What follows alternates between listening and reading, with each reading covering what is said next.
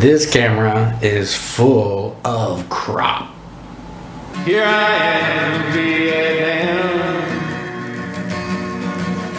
Rain is always coming down.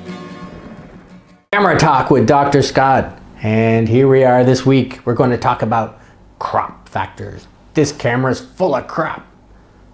Well, this camera is full of crop too, but it's only halfway full of crop, and I'll get to that, what that means too.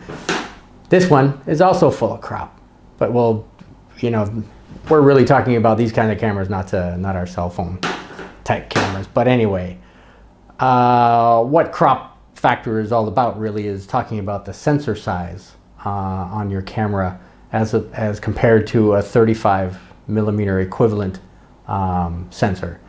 And in today's mirrorless cameras, which is basically what this talk show is all about, because I don't have any DSLRs or any other types of cameras besides these ones. So this is basically what we're going to focus on.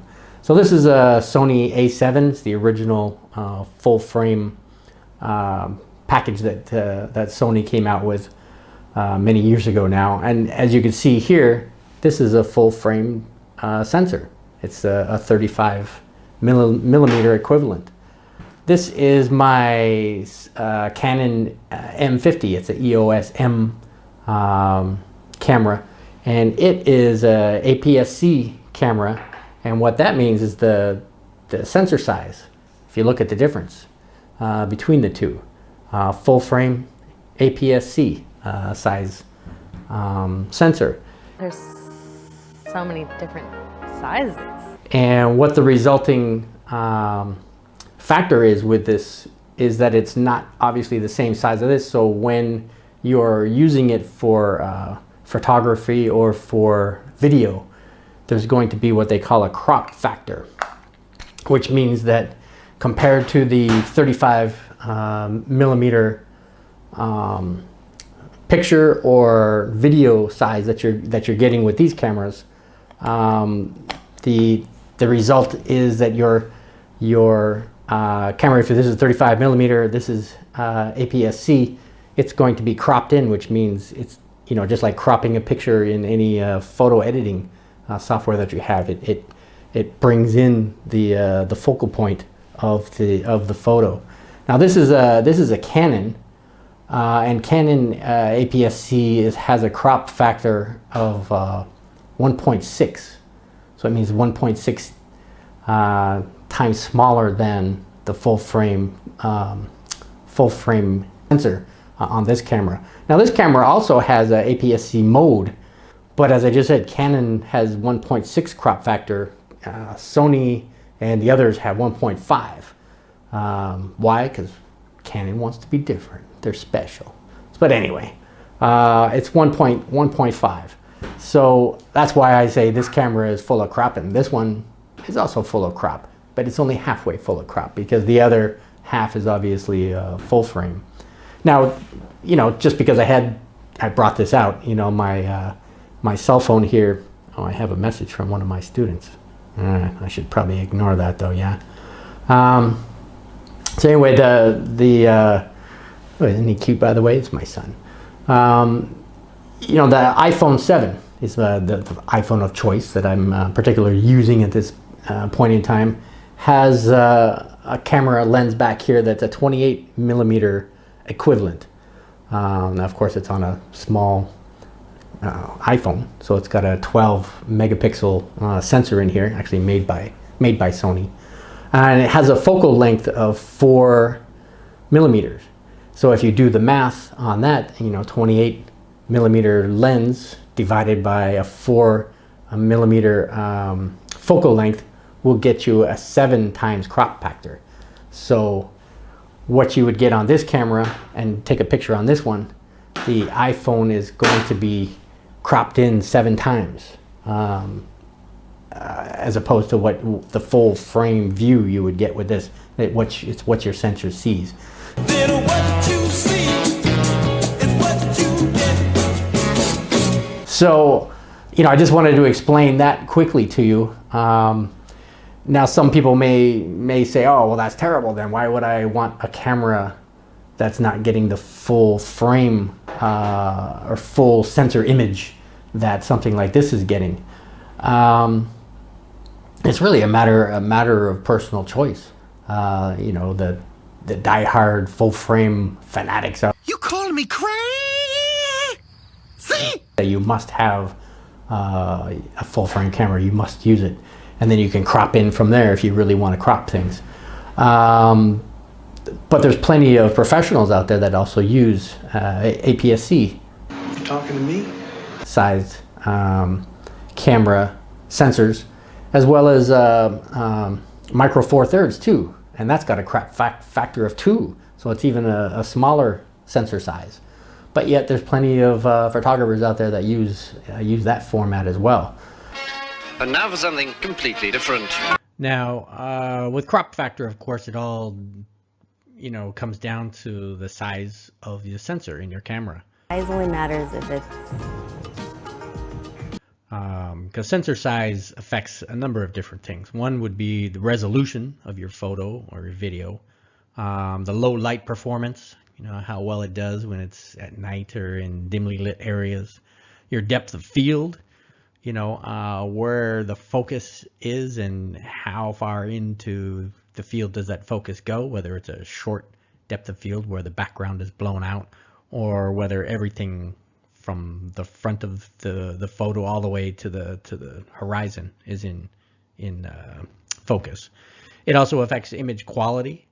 You know, you look at those big billboards on the side of the freeway and everything, and those are nice sharp photos. Those are taken with large sensor size megapixel cameras. The size of your sensor also affects the size of your camera, the physical size of it.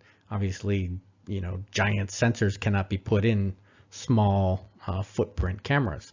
So that's just kind of common sense with that. And it also affects, the sensor size affects your angle of view of what your camera can see, as far as once you put a lens on it, whether it's a wide angle lens or whether it's a zoom lens seeing far away. That angle of view is going to be determined by the size of the sensor. So let's get into the crop factor here. What we have in this photo, which, you know, I want to say up front, all these photos here I've robbed from Google Images. You know, I went out there and just found the best ones I think would be a great example. So I'm not claiming any of these are mine. So don't take it that way. If anybody recognizes their photo on here and say, hey, wait a minute, that's mine, don't worry, I'm not claiming it. I'm not trying to make money from it or anything else. It's just an example.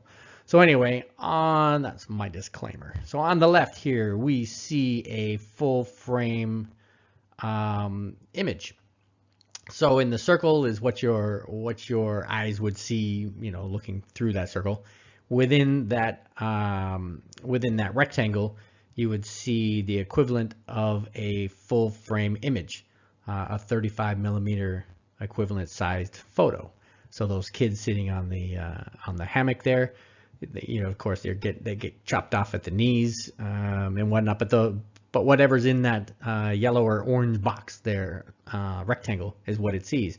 On the right side is an example of what a APS-C size sensor would see. And I use the word see because obviously the sensor's not looking at anything, doesn't have eyes, but I've just used it in layman's terms to try and, you know, keep it as simple as possible. Remember my KISS video, keep it short and simple. So that the APS-C sized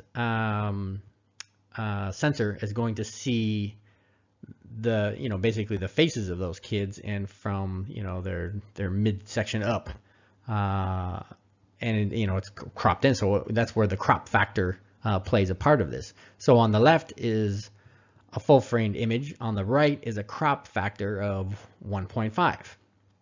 So it's almost giving the impression that it's zoomed in on those on the kids' faces, where in fact it's not zooming anything. It's just taking that same image that the full frame sensor is seeing, and it's cropping in because that's where the sensor can only see in that rectangle. So of course then it enlarges that area. So that's where it gives the effect of being a zoom, where in, you know, all physical aspects, it is not zooming anything. You know, it's not some kind of a magical process going on here. But it's just the same as if you take a photo on your computer and you open it in whatever software that you have, and you crop that photo in tighter or smaller, if you want to look at it that way, and you hit your enter key. What's the first thing that it does? It takes away all the area that you've cropped, and it enlarges the leftover area. So it again gives the impression of a zoom. So that's where, you know, I just want to make that perfectly clear. Are we clear? Yes, sir. How that works.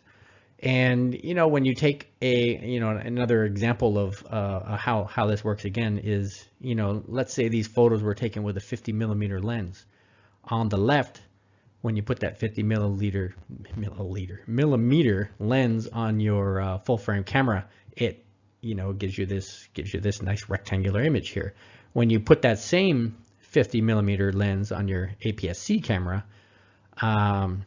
you have to now multiply that 50 by 1.5, you know, which would be on a Sony or a Nikon or a Pentax or a Fujifilm, and it gives you the equivalent view of a 75 millimeter lens.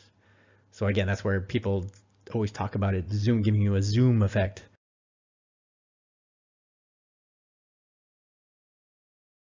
As if it was a 75 millimeter lens that was on that camera. So again, that's not happening. What it's doing is the effect of the crop is making it appear as if it were 75 millimeter. Now, if it was on a Canon like my M50, the 1.6 crop now takes that 50 millimeter and turns it into a view of the equivalent of an 80 millimeter view. So if you had a lens that was 80 millimeters, this is what you would see. Now, Micro Four Thirds, even more so, it has a 2x crop. So on your Olympus and Panasonics, you know, you're getting the same 50 millimeter lens now is cropped 2 times, so it's getting the equivalent crop of a 100 millimeter view, as if you had that lens on your camera, and that's what you would be seeing. So this is you know, as I said, the visual aspect of what I'm trying to explain here. To have the opposite, just to give you a kind of something to bounce that off of in real life. You know, everybody has well, not everybody, but most of us drive around in cars and you know, looking out the passenger side window into the side view mirror, you always see this little phrase at the bottom of the mirror: objects in the mirror are closer than they appear. And what this mirror is actually doing is acting just like a wide angle lens would do. And for anybody with any experience with using wide angle lenses, depending on the angle at which you point your camera, some things appear very close and some things appear farther away, even though obviously physically they didn't move anywhere. But it's just the impression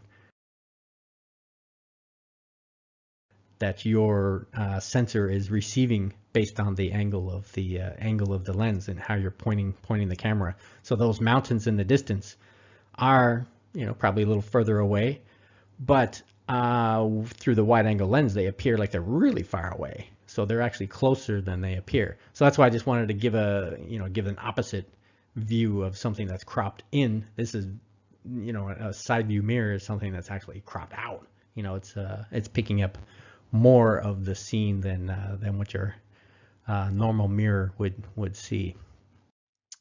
All right, so moving on to looking at this just size chart again, just to show you guys what physically they look like. As I said, these are just images I borrowed off of Google, so I didn't sit down and actually create these little rectangles and type anything in. But to the left, the upper left corner, you see a full frame 35 millimeter equivalent sensor, and so it would have a crop factor of 1. Moving you know, into the next one to the right of that, APS-H, which is a Canon sensor. I don't have any experience with that, so I'm not going to address it. The APS-C, Nikon, Sony, Pentax, Fujifilm, example is the 1.5 crop factor. To the right of that is the APS-C Canon version, which is 1.6 crop factor, and you can see physically it's just a tiny bit smaller. And it makes that difference, just like in the previous example I gave, the 50 millimeter on that Canon crop is going to be 80 millimeter equivalent versus the 1.5 crop on the Nikon and Sony, which is going to be 75 millimeter equivalent. And then the Micro Four Thirds, the Olympus and the Panasonics with a 2x crop, and then all along the bottom are little point and shoots and a GoPro that I have, the GoPro Hero 4 would be the second one from the end on the right. The one 2.3 inch is the size, the sensor size of my GoPro. And my cell phone, my iPhone 7, isn't even on here. It's small. It's off to the, if we kept going along the right, it would be off that way. So as far as physically it goes, there's a huge difference between full frame sensor size and something on a cell phone. Now this particular visual here is similar to the last one, but it shows physically what the sensors look like at the bottom, gives the actual dimensions of the sensor sizes and their crop factors. So as I said, the medium format on the left is something I don't have experience with, but it's obviously a much larger That's what I'm talking about. sensor than the full frame in my Alpha series camera, which is the next one, the full frame, which is second from the left. Skipping over the APS-H onto the APS-C, which is this crop factor is a 1.52. So when you hear 1.5, just know that there's actually an extra small fraction that goes along with that. And then the Micro Four Thirds, which is a 2 crop, and my Canon M50 sensor is not even on here, but it would be 1.6. And as I say, working way down, at the very end is where my iPhone 7 sensor looks like this. So that's basically the sensor sizes and whatnot in a nutshell. Yeah, that's what she said. But as far as they relate to the megapixel, because that's where a lot of people get a little confused I'm so damn confused with the matter, and they assume that the larger sensor size is going to have more megapixels, therefore it's going to take better pictures. In some cases that's true, but in other cases it may not be. But just to realize what is a megapixel anyway. What it actually is it measures the resolution of the image. So the megapixel number itself is not as important as the size of the photo site. So the actual photo sites that are within that sensor, the larger they are, the more light they're able to capture, which is how your digital image is created. So if we use an example, now a megapixel of course is 1,000,000 pixels. So if we use an example of 24 megapixels, so if we have 24 megapixels on a full frame sensor, and we have 24 megapixels on a APS-C size sensor, then we can use that as a better comparison as to how important that megapixel size actually is. So on my Sony A7, I have a 24 megapixel. On my M50, Canon M50, I have a 24 megapixel. But because of the size of the sensor, the full frame sensor, each photo site is going to be larger. You have the same amount of megapixels, but you're spreading it across a larger surface of the sensor. So therefore, those photo sites can be larger, which enables them to capture more light data to be able to again affect the resolution and the image quality and its low light performance and so forth that I talked about earlier. So that's the mystery of the megapixel for those who may have been a little confused about it. So just remember, the larger the number of megapixel doesn't actually mean that it's any better, because you have to keep in mind the size of the sensor and the size of those individual photo sites that are going to make that difference. So I hope that helps explain what that's all about. So let's get back to the video and wrap this whole thing up. I've also created a spreadsheet, an Excel spreadsheet that I'll share with you, where it's just very easy to plug in your lens, and depending on whether it's a Canon APS-C or a Sony or other models that have different crop factors, my spreadsheet will be able to give you a quick result as to what the equivalent, the 35mm equivalent, viewing point of that lens is, as well as the f-stop factor as well. So anyway, you can find that here, or you find it down below. That's what she said. I'll put a link in where you can see that. But anyway, that's I just wanted to make this a quick video, because I know my other videos I tried to make them quick and they ended up being like 20 some odd minutes. So I wanted to keep to the point here and make it as short as possible for you. So hopefully this has been of some value to you. And just remember, your APS-C camera or your Micro Four Thirds is full of crap. So we'll see you next time on Camera Talk with Dr. Scott. Have a great weekend. Here I am, Vietnam. Rain is always